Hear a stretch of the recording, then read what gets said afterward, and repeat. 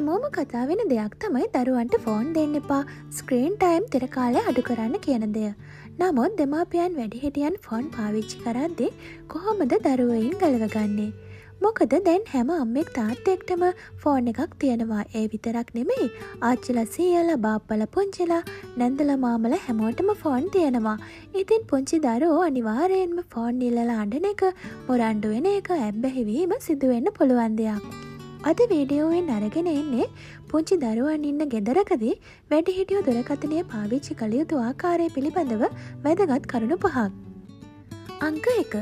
පවුල තුළ phone rules හදාගන්න. ඔබට පුළුවන් ඔබේ පවුල තුළ දුරකථනය පාවිච්චි නොකරන කාලය පිළිබඳව පුංචි රූල්ස් ටිකක් හදාගන්න. උදාහරණයක් විදියට කෑම ගන්න වෙලාවට කවුරුත් ෆෝන් බලන්නේ නෑ. ගෙදර හැමෝම එකට කතා බහ කරන වෙලාවට, සෙල්ලමක් කරන වෙලාවට, නිදා ගන්න වෙලාවට අපි ෆෝන් බලන්නේ නෑ වගේ පුංචි නීති ටිකක් ගැන ගෙදර හැමෝම දැනුවත් කරලා ඒවා ක්‍රියාත්මක කරන්න පුළුවන්. අංක 2. දරුවන්ට ආදර්ශයක් වෙන්න. අපි හැම වෙලේම ෆෝන් එක අතට අරගෙන උඩට පහළට යන ගමන් අපේ දරුවන්ට කියනවා පුතා දුව ෆෝන් එක අල්ලන්න එපා කියලා. නමුත් මේ ක්‍රමය සාර්ථකද කියලා ඔබ ඔබෙන්ම අහලා බලන්න. දරුවෝ දෙමව්පියන්ව කොපි කරනවා, අනුකරණය කරනවා. ඔබට පුළුවන් ඔබට අවශ්‍ය නැති මොහොතක ඔබේ ෆෝන් එක පැත්තකින් තියන්න. දරුවාට නොපෙනෙන තැනකින්ම තියන්න. අංක 3. දුරකථනය කම්මැලිකමට භාවිතා කරන දෙයක් ලෙස පාවිච්චි කරන්න එපා. දුරකථන භාවිතය ගිෆ්ට් එකක් විදියට දරුවට දෙන්න ඔබට පුළුවන්. උදාහරණයක් විදියට ඔබේ දරුවා දැනටමත් දුරකථනයට ඇබ්බැහි වෙලා ඉන්නව නම් ඔබට පුළුවන් දරුවාට කියන්න විනාඩි 5කට මම බබාට ෆෝන් එක දෙන්නම් අද හොඳට කෑම කෑව නිසා. හැබැයි හරියටම විනාඩි 5කින් මට ආයේ ෆෝන් එක ඕනේ. එහෙම කියලා ඔබට දවසකට ඔබ දරුවාට ෆෝන් එක ලබා දෙන්නේ කොපමණ වෙලාවකටද යන්න පිළිබඳව නිශ්චිත අවබෝධයකින් දරුවාට දුරකථනය දෙන්න ඔබට පුළුවන්. එහෙම නැතුව කෑම කවා ගන්න ඕන නිසායි, දරුවට කම්මැලි නිසායි ඔබ දරුවට දුරකථනය ලබා දුන්නොත් එමගින් සිදුවන අහිතකර බලපෑම් වලට ඔබට මුහුණ දෙන්න සිදු වෙනවා. අංක 4. Screen time free activities. තිර කාලයෙන් තොර ක්‍රියාකාරකම් වල දරුවාව යොදවන්න. උදාහරණයක් විදියට ඔබේ දරුවා අතට ෆෝන් එකක් දෙනවට වඩා එහෙම නැත්නම් දරුවා ෆෝන් එක ඉල්ලලා අඬන වෙලාවට ඔබට පුළුවනි උපක්‍රමශීලීව ඕන වෙනත් ක්‍රියාකාරකම් වල යොදවන්න. කතන්දර පොත් කියවන්න, එළියට ගිහින් සෙල්ලම් කරන්න, චිත්‍ර අඳින්න, පාට කරන්න, දුවන පනින වෙනත් සෙල්ලමක් කරන්න දරුවාව යොමු කරවා ගැනීම ඉතාම වැදගත්. එමගින් දරුවා සහ දෙමාපියන් අතර සබඳතාවය වර්ධනය කර ගන්නටත් පුළුවන් වෙනවා. ඒ වගේම තවත් බොහෝ වාසි දරුවාට සැලසෙනවා. අංක 5. දරුවාට තේරෙන ආකාරයට දුරකථනය බොහෝ වේලාවක් භාවිතා කිරීමෙන් සිදුවන අහිතකර ප්‍රතිඵල කියලා දෙන්න. පුංචි දරුවන්ට දෙයක් නිවැරදිව කියලා දුන්නම ඔවුන් ඒ දේවල් ගැන ප්‍රශ්න අහලා සමහර දේවල් තේරුම් ගන්නවා. පෙර පාසල් ටීචර් එහෙම නැත්නම් පාසලේ ටීචර් කියලා දුන්නමත් සමහර දරුවෝ ගොඩාක් කැමැත්තෙන් මේ දේවල් පිළිගන්නවා. ඉතින් ඔබට පුළුවන් ඔවුන් මාර්ගයෙන් හෝ දරුවාට දුරකථන භාවිතයේ සිදුවන අහිතකර ප්‍රතිඵල ගැන කියලා දෙන්න. පිළිගත් කිසිම සෞඛ්‍ය ආයතනයකින් අවුරුදු 2 වෙනතුරු දරුවන්ට රූපවාහිනිය නැරඹීම, කම්පියුටර් හෝ ජංගම දුරකථන හෝ කිසිම මෘදුකාංග භාවිතයක් නිර්දේශ කරන්නේ නැහැ. අවුරුදු 2 සිට 5 දක්වා ඔවුන් නිර්දේශ කරන්නේ වැඩිහිටි අධීක්ෂණය යටතේ දිනකට පැයකට වඩා අඩු කාලයක් පමණයි. ඉතින් මේ කාලය ඔබ දරුවාට ස්ක්‍රීන් ටයිම් දෙනවා නම් දරුවාට ඉගෙන ගත හැකි යම් දෙයක් පමණක් ඔබේ අධීක්ෂණය යටතේ ලබා දෙන්න.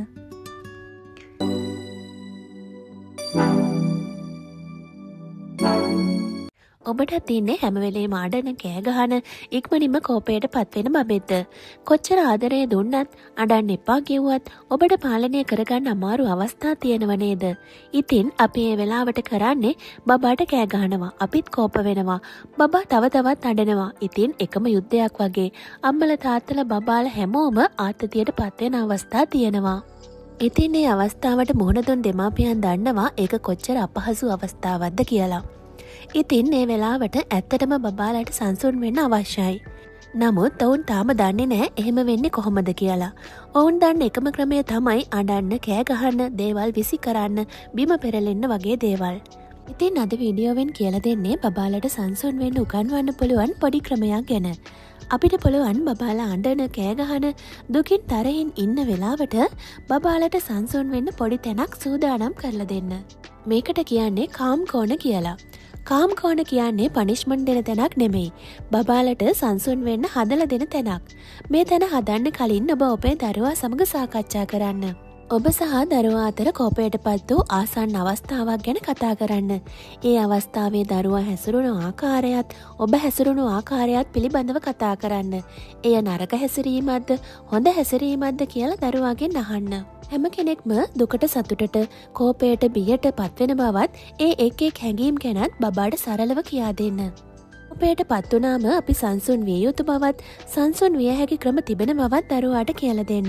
ගැඹුරු හුස්මක් ගැනීම මගින්, ගණන් කිරීම මගින්, මෛත්‍රී කිරීම මගින්, නිශ්ශබ්දව ටික වේලාවක් සිටීම මගින් එය කළ හැකි බව කියලා දෙන්න. ඉන්පසු ඔබට පුළුවන් අපි අපේ ගෙදර කාම් කෝණ එකක් හදාගමුද කියන අදහස දරුවාට දෙන්න. එය හදාගත යුතු විදිය, හදාගත යුතු විස්ථානය පිළිබඳවත් අපි කාට හරි තරහ ගියාම, අඬන්න කෑ ගහන්න හිතුනම අපි එතනට ගිහින් සංසුන් විය යුතු බවත් දරුවාට කියන්න. ඉතින් ඊළඟට ඔබට පුළුවන් දරුවාව එකතු කරගෙනම ඔවුන්ගේ අදහස්ද භාවිතා කරමින් කාම් කෝණ එකක් හදාගන්න. ඔවුන් ඉතා කැමැත්තෙන් ඔබ සමග එය කරාවේ. මේ කාම් කෝණ එක හදන්නේ ඔයාගේ ගෙදරම පොඩි මුල්ලක ඇඳක් අයිනේ කාමරයක කෙළවරක වෙන්න පුළුවන්. ඉතින් ඔබට පුළුවන් පොඩි කුෂන් එකක් හරි කොට්ට කිහිපයක් හරි බ්ලැන්කට් එකක් හරි තියලා ලස්සනට ඒ ස්ථානය හදාගන්න.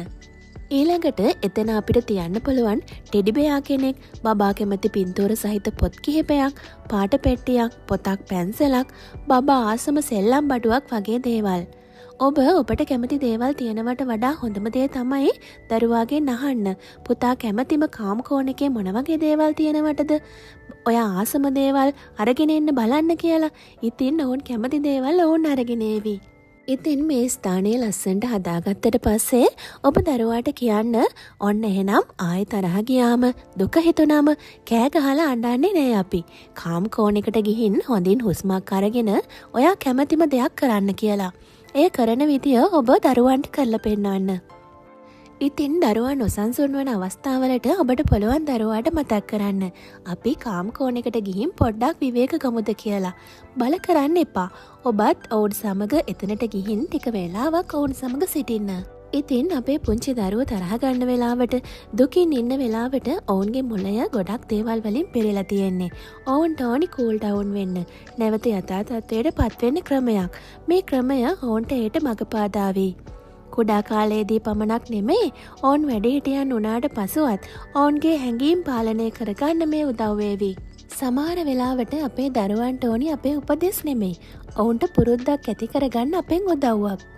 අඬන්න එපා, සංසුන් වෙන්න කියලා වචන වලින් කියනවට වඩා අපි කාම් කෝණයකට ගිහින් පොඩ්ඩක් සංසුන් වෙලා එමුද කියලා ඇහුවහම ඔවුන්ට ඒ වඩාත් දෙනේවි. ඉතින් ටිකෙන් ටික බබාලා වයසින් වැඩෙද්දී ඔවුන් තමන්ගේ සිත තනිවම සංසුන් කරගන්න ඉගෙන ගනීවි. දෙමාපියන්ට දරුවන්ට දෙන්න පුළුවන් වටිනා තෑග්ගක් තමයි මේ.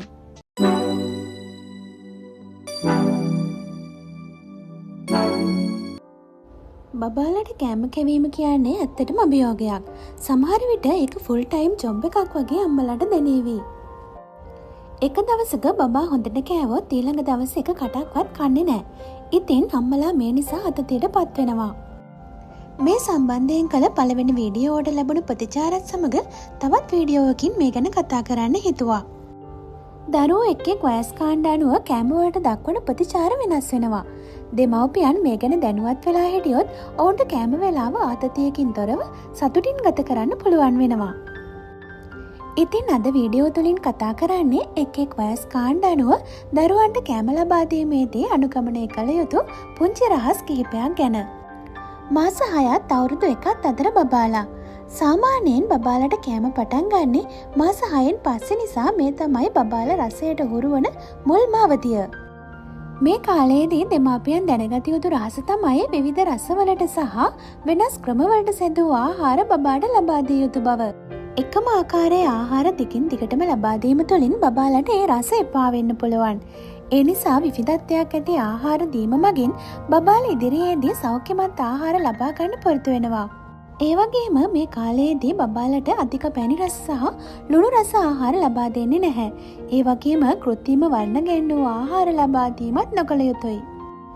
ඒ වෙනුවට ස්වභාවිකවම අලංකාර වර්ණ සහිත ආහාර බබාට ලබා දෙන්න පුළුවන්. මේ වයස් කාණ්ඩයේ දරුවන් ආහාර ගන්නා විට ඔවුන් ඇඟේ හලා ගැනීම, ඇඟිලි වලින් පොඩි කිරීම, තැන් තැන්වල විසිරුවා හැරීම සාමාන්‍ය දෙයක්.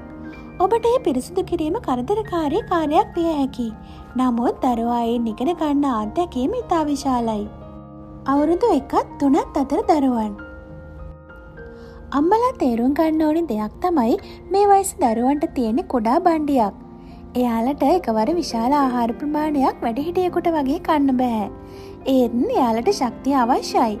ඉතින් කුඩා ප්‍රමාණවලින් ඔවුන්ට නිතර ආහාර ලබා දෙන්න අපිට පුළුවන්. ඔබ විශාල කෑම පිඟානක් සාදාගෙන ඔවුන්ට බල කරන්න එපා කාලි ඉවර කරන්න කියලා. කුඩා ප්‍රමාණවලින් සෞඛ්‍ය සම්පන්න පෝෂ්‍යදායී ආහාර ලබා දෙන්න. ඔවුන් ඒ කාල නිම කළ විට ඔවුන්ට සතුටක් ලැබෙනවා. ඒ සතුට දරුවා සමග ඔබත් සමරන්න. ඔබ ලබා දෙන සෑම ආහාරයක්ම දරුවාට පෝෂ්‍යදායී ආකාරයෙන් ලබා දෙන්න. කෙටි ආහාර වේල් පවා.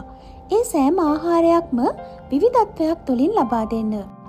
අද ඔබේ බබා සතුටින් කන ආහාරය හෙට කෑවේ නැති වුණොත් එයින් අදහස් කරන්නේ බබා සම්පූර්ණයෙන්ම එම ආහාරයට අකමැති බව නෙවෙයි. එක් එක් අවස්ථාවලදී බබාගේ රුචිකත්වය වෙනස් වෙන්න පුළුවන්. ඉතින් ඔබට පුළුවන් නැවත දවසක එම ආහාරය උත්සාහ කරලා බලන්න. මේ වයසේ දරුවන්ට කෑම කන්න දවසේ එකම වෙලාවක්, එකම ස්ථානයක්, එයාටම විශේෂ වූ පිඟානක් කෝප්පයක් තබා ගැනීම මගින් නිවැරදි රටාවකට දරුවා හුරු කරගන්න පුළුවන්. ඔබ එය මුලින්ම පුරුදු කරගත්තොත් ඔබට ඉදිරියට ප්‍රයෝජනවත් වේවි. අනෙක් රහස තමයි කිසිම වෙලාවක දරුවාට බල කරන්න එපා මෙවැනි දේවල් කියමින්. බබා බත් ඔක්කොම කෑවොත් චොක්ලට් එකක් දෙනවා වගේ දේවල්. එතකොට බබා හිතනවා බත් වලට වඩා වටින චොක්ලට් කියලා. ඉතින් ටික දවසකින් පෝෂ්‍යදායී කෑම ලබා දුන්නත් ඒව ප්‍රතික්ෂේප කරමින් බබා පැණි රසම ඉල්ලන්න පුරුදු වෙන්න පුළුවන්. අවුරුදු 4-6 අතර දරුවන්. මේ වයසේදී දරුවෝ කැමති ආහාර ගැනීමත් විනෝද ජනක ක්‍රීඩාවක් බවට පත් කරගන්න. පෙර පාසල් යන වයසේ ඉන්න මේ බබාලා කැමති එයාලගේ කැම පෙට්ටිය, කැම පිඟාන එයාලා අතින්ම හදාගන්න. ඒ වගේම ලස්සනට හදාගන්න. ඉතින් අම්මලාට පුළුවන් එයාලව සම්බන්ධ කරගෙන එළවලු පළතුරු සෝදන්න, සෑන්ඩ්විචස්, ෆෘට් සලාඩ් හදන්න, ඒ වගේ දේවල් කරන්න. එයාලගේ කෑම පෙට්ටිය එයාලා ආසි සතුන්ගේ හැඩවලින්, වාහනවල හැඩවලින් එළවලු කපලා හදලා දෙන්න පුළුවන්. ඉතින් බබාලා ඒ වගේ අලුත් දේවල් දැක්කහම කෑම කන්න ආස වෙනවා. පුංචි වෙලාවක් ගත වුණත් අම්මලා මේ වගේ නිර්මාණාත්මක දේවල් බබාලා එක්ක කිරීම තුළින් අම්මලා සහ බබාලා අතර සම්බන්ධතාවය වගේම බබාලගේ මොළයේ වර්ධනයත් සිදු වෙනවා. අවුරුදු 7-12 අතර දරුවන්. මේ වයසේ දරුවන් ස්වාධීනයි. මේ වයසේ දරුවන්ට අපිට පුළුවන් තේරීම් ලබා දෙන්න. ඔවුන් කන්න කැමති දේවල් ප්ලෑන් කරලා මීල් ප්ලෑන් හදන්න ඔවුන්ටම ලබා දෙන්න පුළුවන්. සාමාන්‍යයෙන් දරුවෝ දෙමාපියන්ව අනුකරණය කරනවා. අම්මා හරි තාත්තා හරි එළවලු පළතුරු කන්න කැමති නැත්නම් දරුවනුත් ඒ දේවල් ප්‍රතික්ෂේප කරනවා. ඒ වගේම අපිට පුළුවන් ආහාරවල ගුණාත්මක භාවය දරුවන්ට පැහැදිලි කරලා දෙන්න. එමගින් ඔවුන්ට අලුත් දේවල් ඉගෙන ගැනීමට අවස්ථාව සලසලා දෙන්න පුළුවන්. අවසාන වශයෙන් මතක තබා ගත යුතු දේ තමයි පෝෂ්‍යදායී ආකාරයට ආහාර පිළියෙල කිරීම දෙමාපියන්ගේ කාර්යයක්. ඔවුන්ගේ බඩ පිරෙනතුරු ඔවුන් කොපමණ ආහාර ගත යුතුදැයි තීරණය කිරීම දරුවන්ගේ කාර්යයක්. මෙය දෙමාපියන් තුළ ආතතිය නැති කිරීමටත් සතුටින් දරුවන් සමග ආහාර ගැනීමටත් උපකාර කරාවි. ඉදිරියටත් මෙවැනි වැදගත් තොරතුරු ඔබගේ ජීවිතයට එක්කර ගැනීමට අපේ channel එක subscribe කරලා තියාගන්න කියලා ආදරයෙන් ඉල්ලා සිටිනවා. ඔබ සැමට සුබ දවසක්. බොහොම ස්තුතියි.